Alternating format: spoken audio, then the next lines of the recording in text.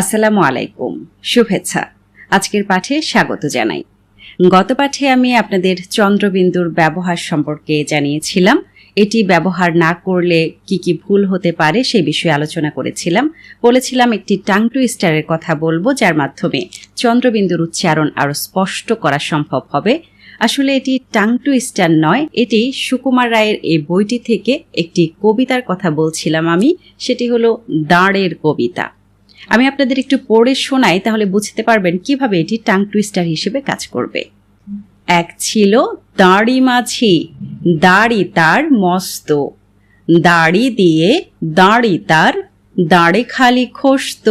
সেই দাঁড়ে একদিন দাঁড় কাক দাঁড়ালো, কাকড়ার দাঁড়া দিয়ে দাড়ি তারে তাড়ালো।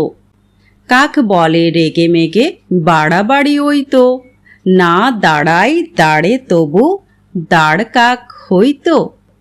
খুবই মজার একটি কবিতা। সব থেকে বড় কথা হচ্ছে এখানে এত চন্দ্রবিন্দুর ব্যবহার রয়েছে যে আপনি চন্দ্রবিন্দুর উচ্চারণ ঠিক করতে এর থেকে ভালো টাং টুইস্টার আর কিছুই হতে পারে না। তাছাড়া ডয়বিন্দু র এবং দয়ের উচ্চারণ ঠিক করতেও এই কবিতাটি বারবার পড়তে পারেন। আশা করছি ভালোভাবে অনুশীলন করবেন এবং সুন্দরভাবে আত্মবিশ্বাসের সাথে উচ্চারণ করবেন। সবার জন্য অনেক শুভ কামনা। ধন্যবাদ সবাইকে।